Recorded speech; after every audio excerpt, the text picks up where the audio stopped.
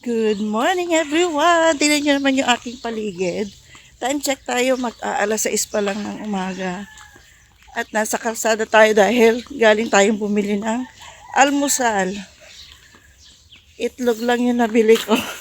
Meron naman kasi kaming mga doon, daing tuyo. Ito lang yung wala. So ito lang yung binili natin. So ayan, good morning po sa inyo lahat.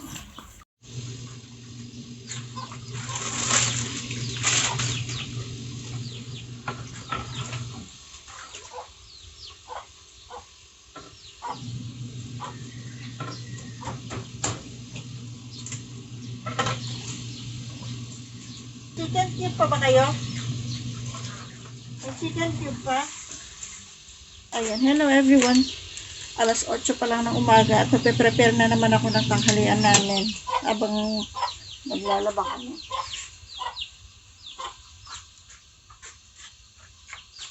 O, tapos na to. Ano yung susunod?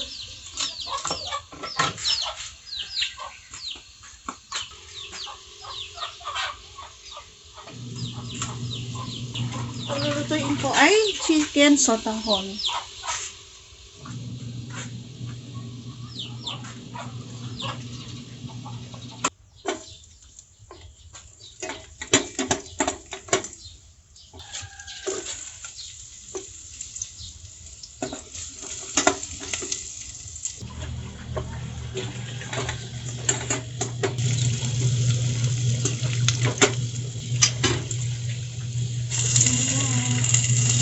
Batayan nila yung pero.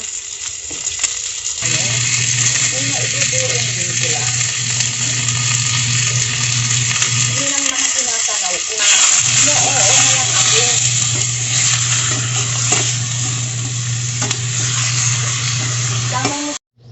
Ayan, tapos na natin maigisa. At yan, lagyan ko na ng tubig. At pakukuluan natin ngayon yan. At malapit na tayo makaluto. Ayan, kumukulo na. Nailagay ko na lahat ng ating ingredients. Itong niluto po natin ay chicken sotanghon. Ayan. Konting kulo na lang at okay na yan. Para maaga kami makakain. Kasi ang nanay ko ay mayat maya kumakain. Kaya kailangan maagang magluto. Konti-konti kinakain niya. Kaya lang mayat maya. So, ayan. Off ko na yung kalan at mamaya-maya ng konti na kami, manananghalian na. Yan, pagising natin kanina, nagluto ng almusal, nagpaligo nagwalis sa ating paligid at syempre nagpaligo na naman ng aso. At syempre, next niyan ay magbabadlaw tayo ng mga nilabhan. Si nanay doon naglilinis ng CR. At ito, tapos na. Ganyan, sunod-sunod lang yung trabaho dahil hinahabol namin yung lilim sa labas kasi napakainit po dito. Kunin ko lang tong ibaba ko lang tong palanggana. Pamangyan na tayo magbabadlaw dito sa labas. Yan, maya-maya ng konti dito, mainit na. Ay mga halaman ng nanay ko. Ilang piraso lang nung umalis ako nung huling punta ko dito. Ngayon ang dami na. Mahilig siya sa may mga bulaklak na halaman.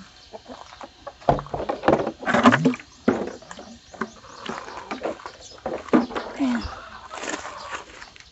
Kulang ito.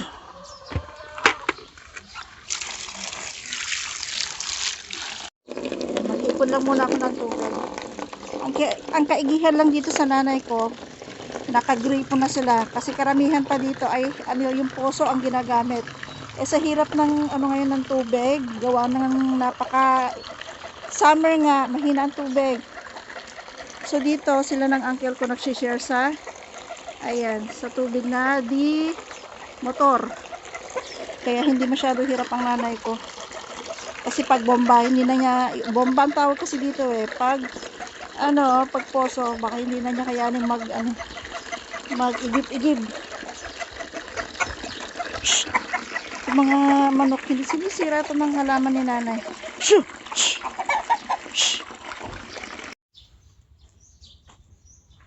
Ayan, tapos na tayo magbanlaw. Magsasampay naman tayo ngayon. Ang oras ay magi-11 na ng Tanghali at ayan ang sikat ng araw. Dito tayo sa likod magsampay.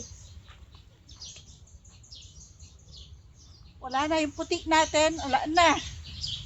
Sobrang init.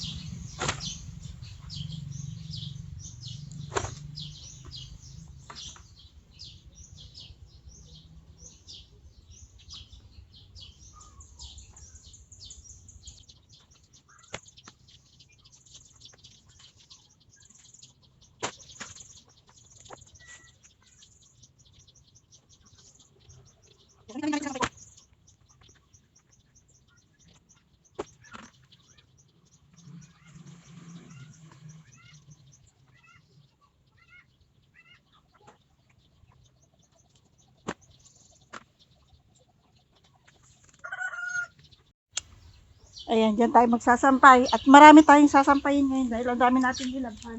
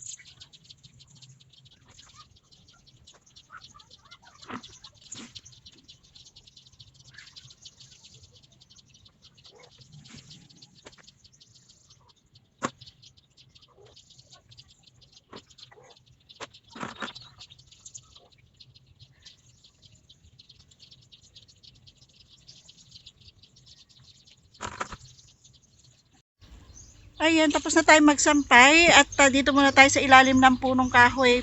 Medyo presko dito. Sa loob ng bahay kasi parang pugon, napakainit. At medyo ngayon ko lang naramdaman yung aking pagod kasi mano-mano yung aking pagbabanlaw. Ayan yung sinampay natin. Medyo marami-rami kasi inipon ng nanay ko yung damit niya. Kaya ayan, isang bagsakang laba. Plus yung damit ko doon sa may dulo na konti lang naman kasi naglaba nga ako ng isang araw. Ayan, maganda yung sikat ng araw dyan sa tapat kaya hindi na kailangan mag-dryer. Gumamit ng dryer. Ayan, natural na ano na lang, na pagkatuyo yung ating mga damit. So ayan oh. Buti natapos tayo bago tumirik talaga yung ano dyan, yung init. So ayan, tara na. Ang gagawin ko na lang ay banlawan yung mga basahan na isinabay ko kanina sa paglalaba pagkatapos nito mga damit. At tingnan natin yung aking ano dito na ispatan, yung miracle fruit na pinapakita ko. Hayan pa oh. At saka yung isa, malaki na sila. Wala naman kasing kumukuha. Hindi yata nila alam ano dito. Hindi nila alam kung paanong gagawin niya sa miracle fruit na yan. So papasok na ako sa loob. Ay teka, yung aking iniinom. Pasok na ako sa loob. Nakapagluto naman na ako, nakakain na si nanay at natutulog na doon. Ako lang yung tao dito sa paligid ngayon dahil yung mga uncle ko nando sa bukid. So tayo lang yung tao ngayon. Napakainit, grabe. Ayan, meron pa ako naiwan dyan. Itong mga basahan.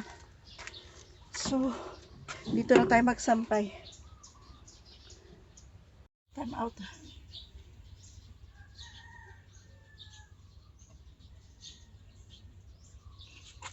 Sarap uminom na malamig. So let's go. Tapusin ko na lang to at makapagpahinga ng kaunti.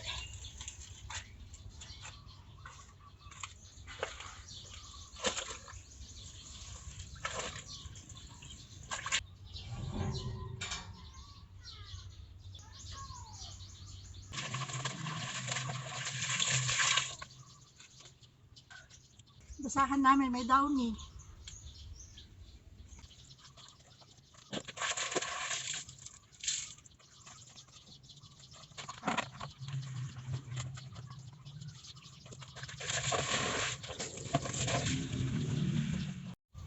Ayan, tapos na ako. Grabe! Ang itim-itim ko na.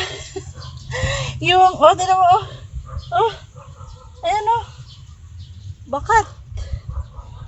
Alam niyo bang yung yung tubig sa gripo ay napakainit. Pwede ka nang magtimpla ng kape dito.